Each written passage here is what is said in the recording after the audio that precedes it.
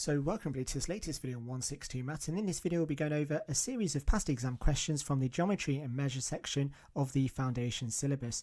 Now in the description you'll find a link giving you access to the questions, which I strongly recommend you have an attempt at before watching through me go through the answers to each of the questions, just so that you can see what you know and what you don't know. I'll also include a link to all the lessons covering each of the topics in case you find yourself at a loss on any of the questions.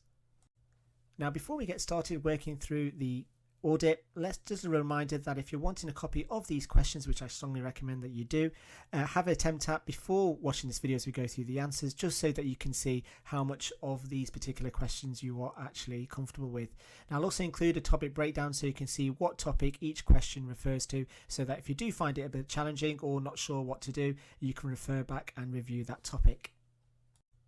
Now for question 1, it says draw a parallel line to the line below. Now for this, there are a couple of ways in which you could answer this question. Now one, you could do it freehand, but the important thing is that you need to be accurate. Now it is only worth 1 mark, so I would say you'd get basically a minute to answer this question to get 4 marks. But what you want to do with your ruler is on any point of the line, make a distance in centimeters, something that's easy for you. So let's say 2 centimeters. So I find 2 centimeters, I make a little dash, and then somewhere else on the line I do exactly the same, make a little dash, and then what I then want to do is then join those 2 points up. Now I've chosen 2 centimeters, you could pick absolutely any, but basically the distance between the line that's drawn and the line you've drawn needs to be the same. Now there is a way you can accurately do this with a compass. Now how you do that is you set your compass up correctly. So again, to set your compass up correctly, make sure that when you close your compass that the pencil tip and the pin are as close as possible, obviously using a sharp pencil. And then what you then want to do is basically find a comfortable length for you to draw an arc. You draw an arc, and then somewhere else on the line, doesn't matter if the arcs intersect, you want to do exactly the same. And then what you then want to do is carefully find the tips of each of those arcs and draw a straight line, like so. And you can see that that line there would be parallel. But again, any of those things would be absolutely fine. The length of your line that you draw doesn't need to be a specific line, just a line needs to be drawn, but obviously try and only draw one. Now the next one, it then says draw a line perpendicular to the line below. Now for this you are going to need to use a protractor, but before you do that, what you first want to do is pick a point on the line. So I'm just going to pick this random point here, and then with my protractor I'm going to put the center of the protractor on that dot that I've just drawn, and what I'm going to do is find 90 degrees, which is just there, and just put a little dash there. Then with a ruler or the side of your protractor, as long as it's straight, you then want to draw a line from the mark you've just made to that dot you made, and that there will be 90 degrees, and there we go. Now moving on to question 2, it says here are 5 flags, and for 2A it says which 3 flags have a line of symmetry. So for this, what you want to do is in any particular order, well, A has got a line of symmetry, which is here and there. B hasn't got a line of symmetry, C hasn't got a line of symmetry, D has, and so does E. Then for B it says which 2 flags do not have rotational symmetry. Well, A does have rotational symmetry, B does have rotational symmetry, C doesn't, and E doesn't, and E does. For question 2C it says which flag has rotational symmetry but no line of symmetry, and that is going to be B.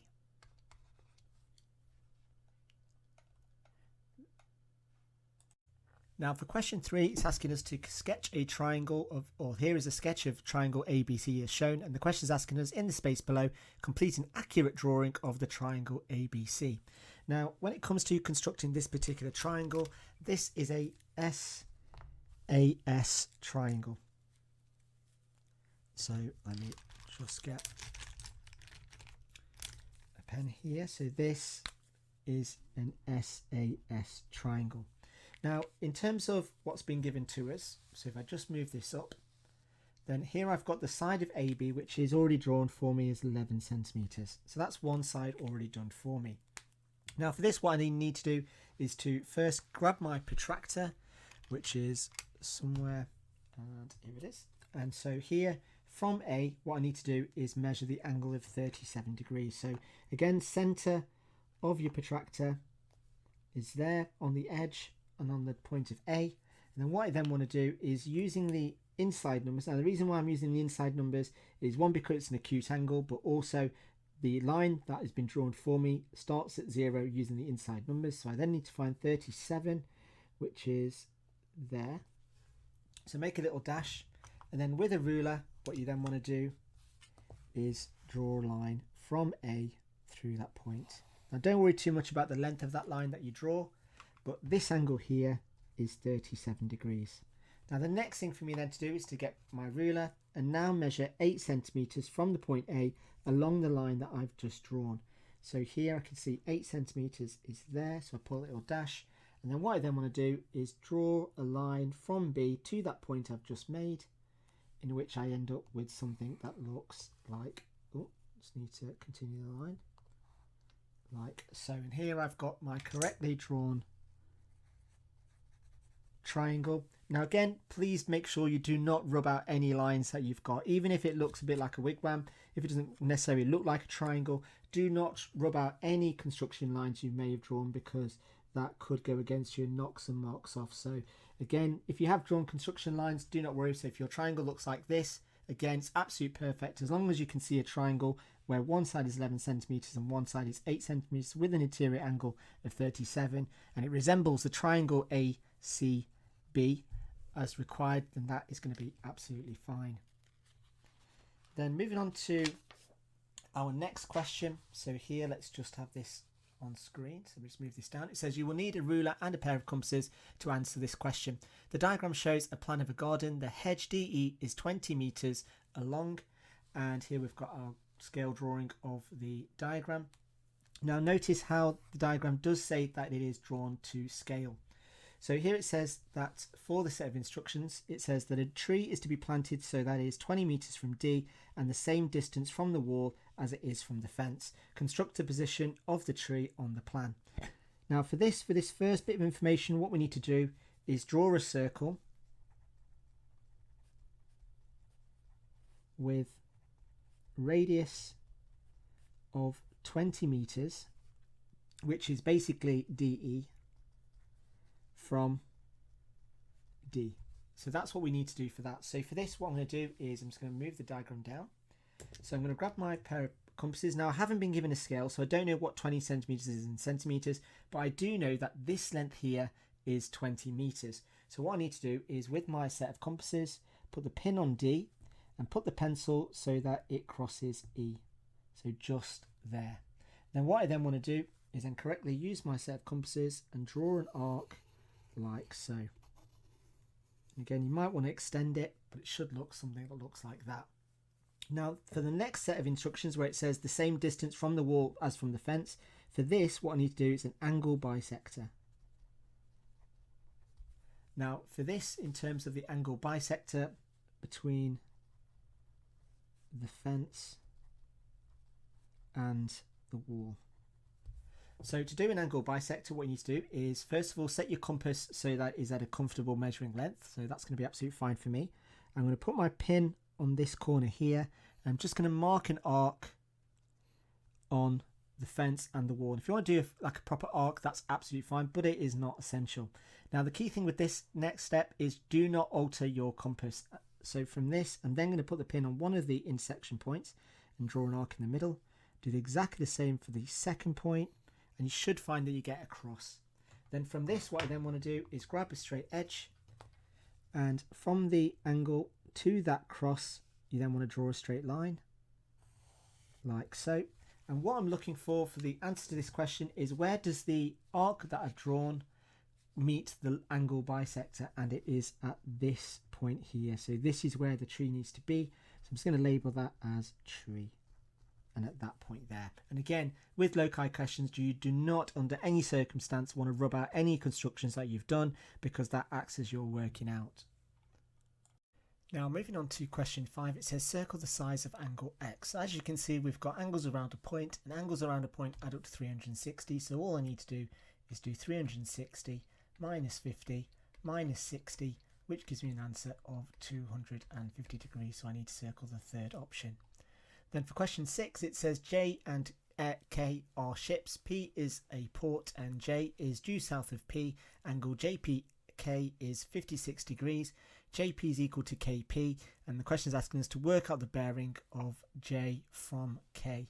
So K is our starting point and J is our end point. So it's always good when these bearing questions to always mark what it is you're actually trying to find. So what I'm trying to find is this bearing here, which as you can see is a reflex angle. So I'm looking for a reflex angle. So from this we can see that as JP is equal to KP, that the triangle you can see on the screen is a isosceles triangle, which therefore means that if this angle here is 56, then to work out the other two angles I need to do 180 minus 56 and divide that by 2 because I've got two of the angles. So that gives me an answer of 62. So that means that this angle here is 62 and this angle here is 62.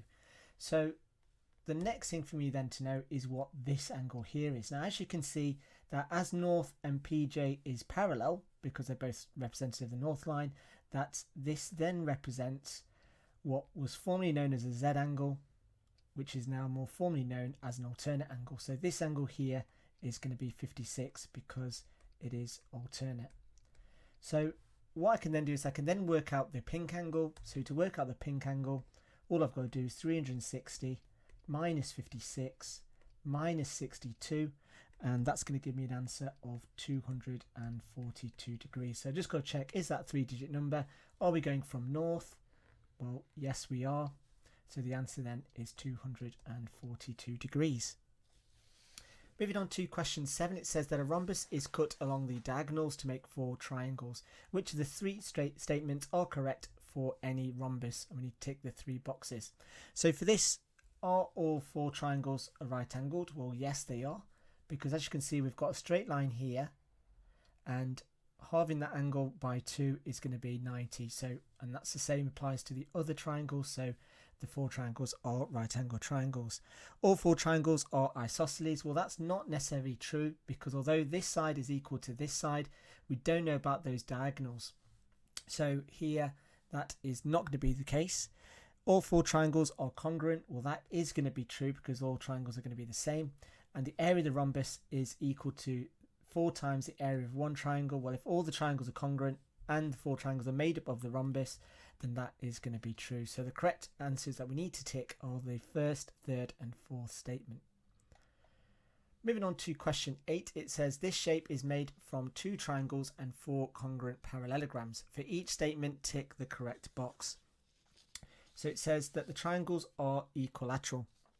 So for this, it could be equilateral because we don't know what this length here is, but we definitely know that those 2 sides are equal. This side here, however, is a bit of a mystery, so this could be true. For B, it says the triangles are congruent. Well, let's have a look. So going back to the triangles, well, we know that this side is going to be equal to this side, which is going to be equal to this side, which is going to be equal to this side. And the reason for that is because we know that we've got congruent parallelograms. So those sides are going to be the same. Now, if they are congruent parallelograms, then this angle here is going to be the same as this angle here, which therefore means that this angle here is going to be the same as this angle here. So by the proof of congruent triangles, we've got a side angle side. So this must be true. And again, the reason for that is because we've showed that a side, 2 sides and an angle are the same on both those 2 triangles. So moving on to question 9, it says this triangle is isosceles, and the question is asking us to work out the angles of 2 possible triangles. So for the first one, we could say that this is going to be the unique angle in which these 2 sides are going to be equal. So to work out what this angle and this angle is, what I need to do is do 180 minus 70, which is 110, divide that by 2, and that gives me 55. So this angle could be 55 and so could that one. So one possible triangle is 55 and 55. Now let's just assume that if I just get rid of this, so now let's assume that these 2 sides are the same. So that means that this angle here must be 70. So then to work out what this angle here is, I've got to do 180 minus 70 minus 70, which equals 40. So another set of combinations that this triangle could be, if it's isosceles, is 70, 40 and 70.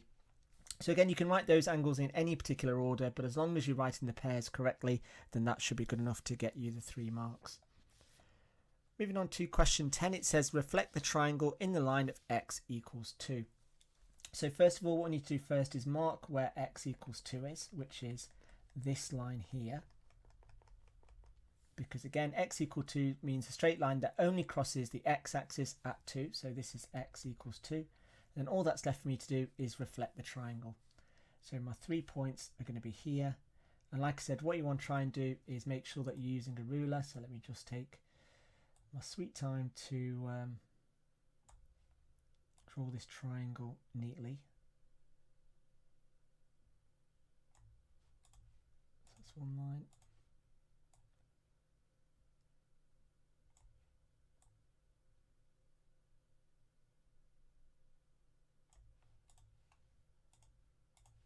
And then finishing it off.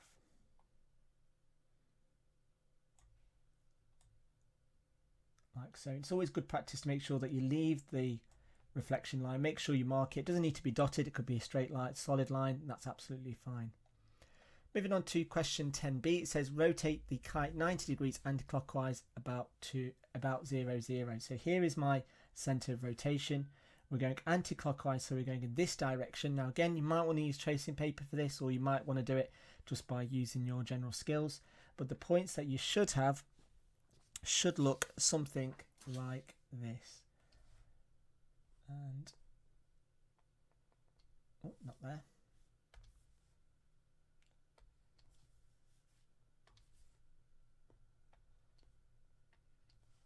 And again, doing this very, and again, just a reminder that you should be using a ruler. Now I'm not doing good practice, but I don't want this video going too long. And it should look something like that. And there we go. So then moving on to question 11, it says which shape is similar to x? So here we're just looking for an enlargement, either bigger or smaller, that resembles x. So if I just zoom out so we can see all 4 options, of course it's going to reset, so let me just scroll back. There we go. So we're looking for which of these shapes is similar to x, and the correct answer you should mark is going to be C. So moving on to question 12, it says describe fully the single transformation that maps triangle A to B. So for this, we are going from A to B. So we're going from the big triangle to the small triangle. Now, as you can see, we've got a change in sign. So the size, so it's going to be an enlargement. So that's going to be worth 1 mark. Then when describing enlargement, we need to know the scale factor and we need to know the center. Now to work out the scale factor, it's the side of the new shape, which is 2, over the same side on the original shape, which is 6. And if we simplify that fraction, we get a third. So the scale factor is a third. Next, then what we need to do is then find the center. Now to find the center, all we need to do is join the corresponding edges and see where they cross. Now, technically you could do it for all 3 points of the triangle, but generally speaking 2 should be enough. And I can think that I can just about mark out where that point is going to be. So let me just, it's a bit more awkward doing it on here.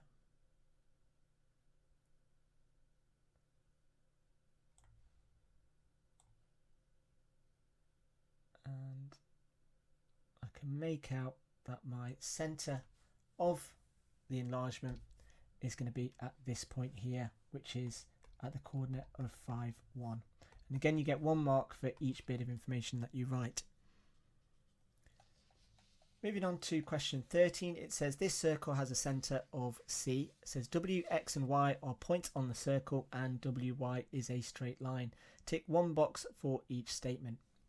So for this, WY is a diameter. Well, it is the diameter simply because we've got a straight line that goes through the center. So that is going to be true. WX is a radius, so WX is not the radius, so that is false. the shaded section is a sector. Well, it's not, because it's a segment. And the arc XY is part of the circumference, which it is. So that is true. So the correct statements you should be ticking is true, false, false, and true. Moving on to question 14, it says that ABC is an isosceles triangle. AB equals AC and BC is parallel to the x-axis, which basically means that this line here is straight. So then from this, what we can then do is, and the question is asking us to work out the coordinates of B. Now for this, what we need to do is first of all mark on the axes the coordinates. So looking at A, this point here is 6 and this point here is 9. And looking at C, this point here is 10, and on the y-axis this point here is 1. Now in terms of looking at the coordinates, well, this is what we're trying to find, so for B. Now as you can see, it's parallel to the x-axis, so the y-ordinate is going to be the same as C, so that's definitely going to be a 1. So the next thing for me to find is what the x-ordinate is going to be. Now looking at the distance between A and C, or the horizontal distance, we know that this distance here is +4, which therefore means that this length here must also be +4. So to work out what this point here is, I'm just going to do 6 take away 4, which is 2. So the coordinate of B is going to be 2, 1. Then moving on to question 15, it says that a pyramid has a square base. Each of the four sloping edges has a length of 10 centimeters. The total length of all 8 edges is 68 centimeters. Work out the area of the square base. So for this, to work out the area of the square base, I need to know what one of the sides are. Now, as you can see, it says that the total length of all the 8 edges are 68 centimeters rather. So here, if we know that the slanted sides are all 10, if I just get rid of this orange line here,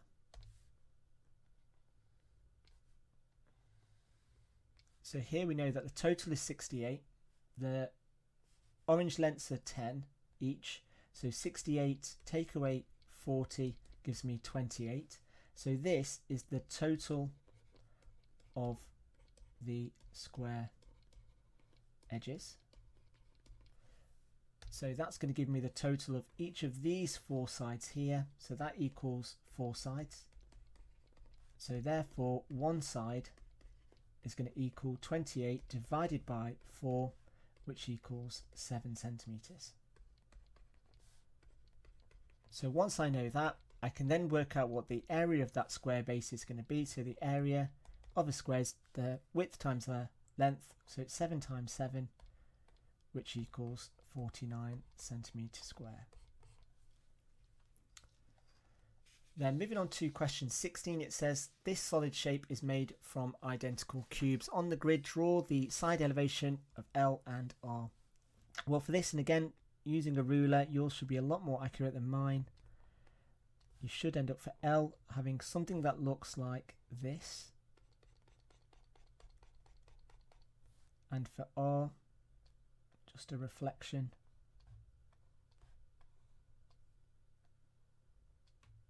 that looks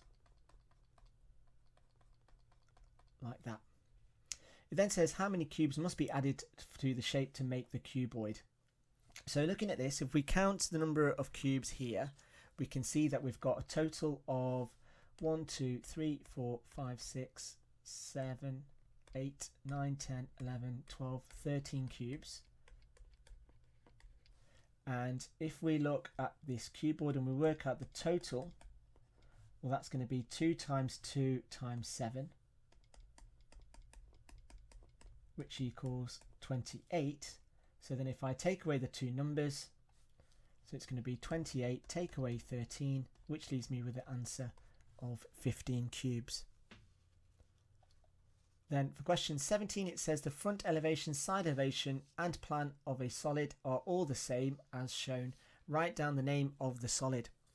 So for this, I would say if all the side faces are going to be the same, then it's going to be a cube. Now they would accept cuboid because a cuboid is a cube. It's just with cuboid could have multiple sides. So if you wrote cube or cuboid, you would get the single mark. Then it says for B, the front elevation, side elevation and plan of a solid are all the same as shown. write down the name of the solid, and that is therefore going to be a sphere. Moving on to question 18, it says that Jane wants to make 4 jars of jam. How many grams of plums does she need? So for this, we can see that the recipe is for 8 jars and Jane wants to make 4 jars. So we just need to divide the ingredients by 2. So we're just looking at the plums, which is 1.2, and want the units in grams. So it's going to be, well, 1.2 kilograms is equal to 1200 grams. And then we just need to divide that by 2, which gives us an answer of 600 grams. If you divided 1.2 by 2 and you get 0.6 and then converted it into grams, then that would be absolutely fine. So the answer then is 600 grams. It then says that Jane has 860 grams of caster sugar. How much more caster sugar will she need to make 4 jars of jam? State the units of your answer. So again, she only wants to make 4 jars. And so let's have a look at how much caster sugar she's going to need. Well, in terms of the caster sugar, well, for 8 jars, she needs 1.8. So for 4, she's going to need 0.9 kilograms. Let me just double check. Yep. So that's for 4 jars. And 0.9 kilograms is 900 grams. So if she's got 860, she needs 900. It's going to be 900 minus 860, which is 40 grams. And it says we need to state our units, or you could state 0.04 kilograms. So any of those 2 answers would be fine for this particular question.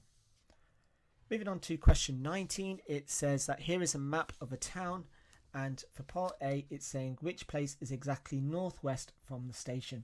So the station is here. If I draw my north line, northwest is going in this direction here. So if I just follow that through, you can see that I end up at the library. It then says circle the 3-figure bearing from the monument from the park. So the park is where we're starting, and the monument is where we end. So if I find the park, which is here, and the monument, which is here, so if I draw my north line going in a clockwise direction, the angle of this is going to be 180 degrees. So I just need to circle that second option. It then says what is the distance in meters from the cinema to the station. Now for this, it really does depend on whether you are working from A4, whether you're working in A5, depending on your photocopying of this particular paper, whether it's a booklet or whether you're doing this alone. So here, what we need to do is measure the distance from the cinema to the station. So if I measure, let's use a different colour pen.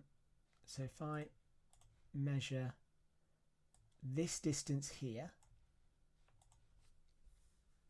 so for C, measure the red line, and I would probably go for the fact that we're working in centimetres, because I think the scale is in centimetres.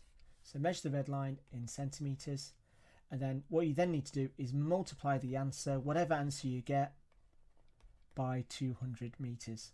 And if you're measuring it on A4, then they would accept any answer of the line being between 5.6 centimetres to 6 centimetres.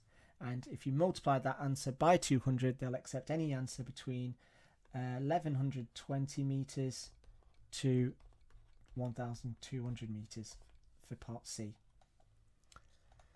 Moving on to question 19D, it says why might the shortest walking distance from the cinema to the station be greater than your answer in C? And the question for that is that it may not be a straight path. So something along the lines that there may not be a direct route that goes straight from the station to the cinema will get you the single mark for that. Moving on to question 20, it says each shape below has the area of 24 square centimetres. Complete the missing lengths. So to work out the area of the rectangle, the area is equal to length times the width. So here I've got 6 times something equals 24, and so if I divide 24 by 6, I get an answer of 4. Then for the area of a triangle,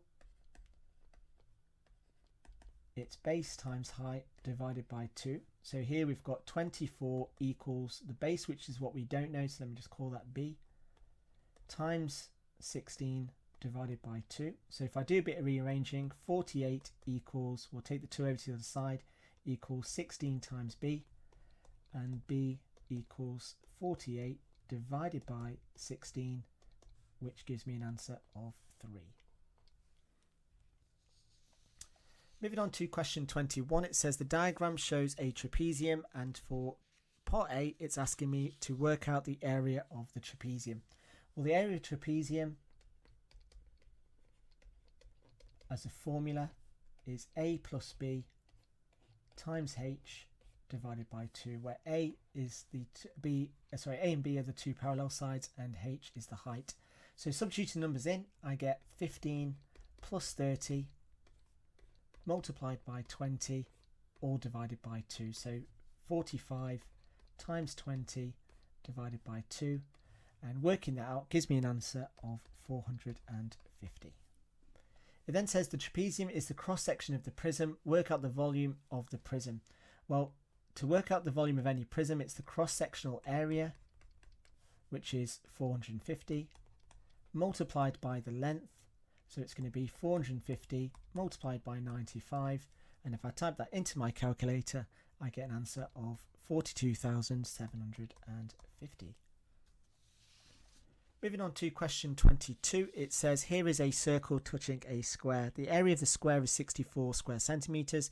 Work out the area of the circle and give your answer in terms of pi.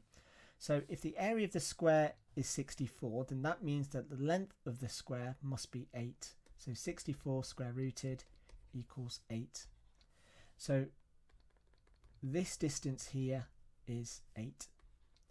So therefore, if the diameter of the circle is 8, then that means that the radius is going to be 4. And to work out the area of a circle, it's pi times r squared. So it's going to be pi times 4 squared, which equals 16 pi. Then moving on to question 23a, it says a circle has a radius of 4.2 centimeters. Work out the length of the circumference. Well, the circumference is equal to pi times diameter. So if the radius is 4.2, the diameter is going to be 8.4, and so the circumference is going to be pi times 8.4, and typing that into my calculator, I get an answer of 8.4 pi, and let me just type that in as a decimal. I get an answer of 26.38937.829, and the question is just asking for one decimal point, so it's going to be 26.4 centimeters. Alternatively, what I could have done is used 2 pi r, in which it would have given me the same answer. Then for B, it says the circle below has a center of O. Draw a sector of the circle. So for this, all you need to do is, with a ruler, is draw a slice from the center O. So again, it could be absolutely any size. So imagine that you're drawing a pie chart, and all you want to do is to draw a slice.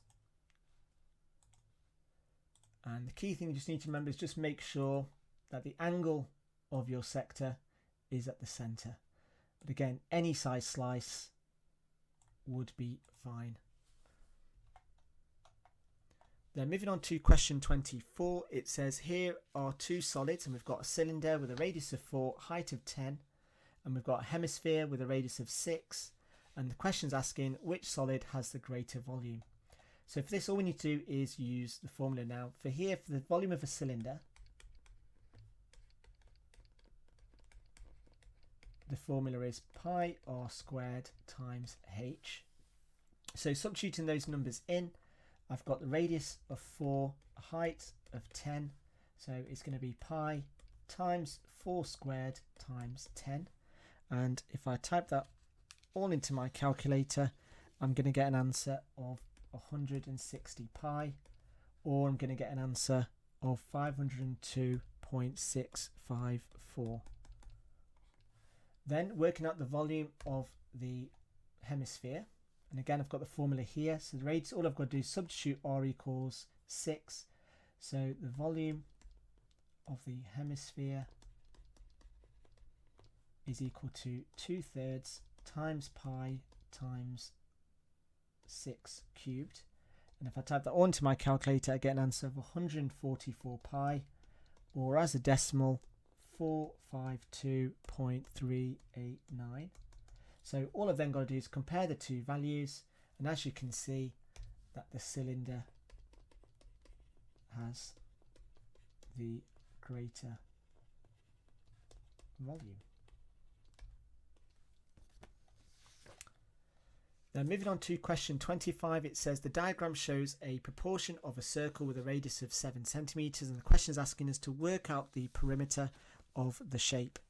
So for this, we've got three sides of this shape. So this side here is 7, and this side here is also going to be 7 because those sides are the radius of the circle. So the only thing that's left for me to work out is what 3/4 of the circumference is going to be. So to work out this orange bit, it's going to be 3/4. Now remember that the formula to work out the circumference of a circle is pi times d, or 2 pi r. So again, whichever formula you want to use, I'm going to go for pi times d. So we've got pi times, well, the radius is 7, diameter is going to be 14.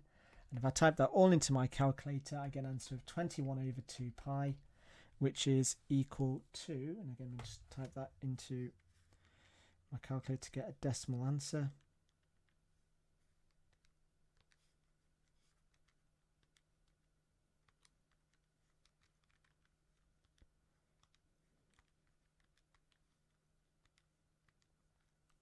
I get an answer of 32.98672286, and if I add that to 2 lots of 7, I get an answer of 46.98672286. So rounding up, I get an answer of roughly 47. Now again, depending on your rounding and whether you've used pi or you've used 3.14, your answer may be slightly different, but again, because there's no mention of rounding, you can either round your answer up or you can use your exact answer. So there will be a range. So if you get an answer very close and you want to make sure that you still get the full 3 marks, please do check with the mark scheme. Moving on to question 26, it says A and B are similar shapes. B is an enlargement of A with a scale factor of 1.5. And the question is asking us to work out the values of X, H and W. So for this, we know that in similar shapes, the internal angles don't change. So here, X is going to be 54 degrees. So to work out W, well, W is going from the small shape to the big shape. So we're going from here to here, we've got to multiply by the scale factor, which is stated as being 1.5. So to work out W, I'm going to have to do from big to small, so it's going in the opposite direction. So actually, let me do H first.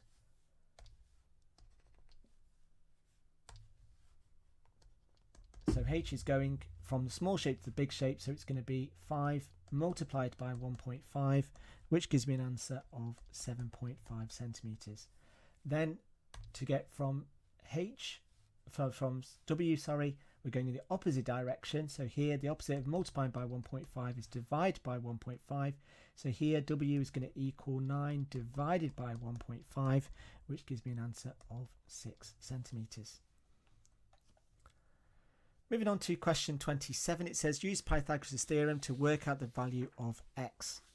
So Pythagoras' theorem is a squared plus b squared equals c squared. C is always the longest side, or the side that's opposite the right angle. So these are the two sides are going to be my A and B. So substituting those values into Pythagoras' theorem, we get 32 squared plus 60 squared equals x squared. Typing that all into my calculator, I get 4,624 equals x squared. So x is going to equal the square root of 4624. And typing that into my calculator, I get an answer of 68. Moving on to question 28, it says here is a right angle triangle. Use trigonometry to work out the size of angle x.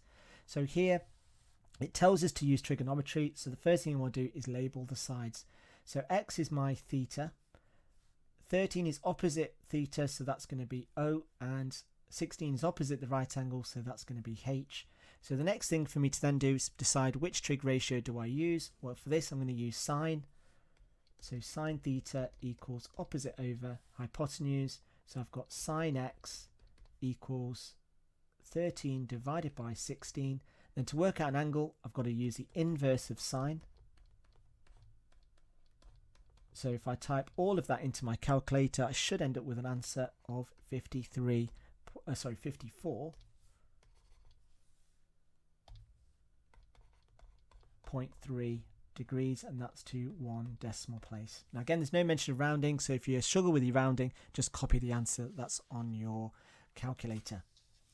Moving on to question 29, it says circle the value of cos 90. Now again, this is using exact values of trig. So again, if either you know it by memory or whether you know it by graphs or whichever, it's a multiple choice question. But looking at the cos graph, it looks like this, and at 90 it is at 0. So the first one the answer we need to be circling is the first one. Moving on to question 30, it says here is a vector A, and it says circle the column vector that represents A. Now here we can see the arrows going down, so this is our starting point.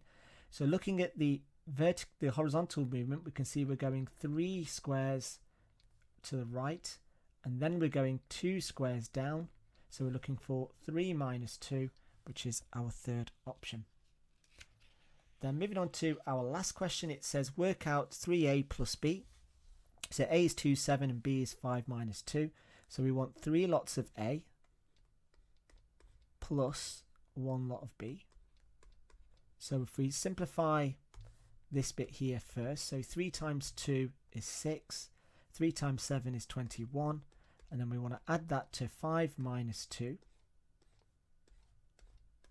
in which 6 plus 5 is 11, and 21 plus minus 2, so that becomes a takeaway, and that's going to give me 19. So the correct answer we should have for this is 1119.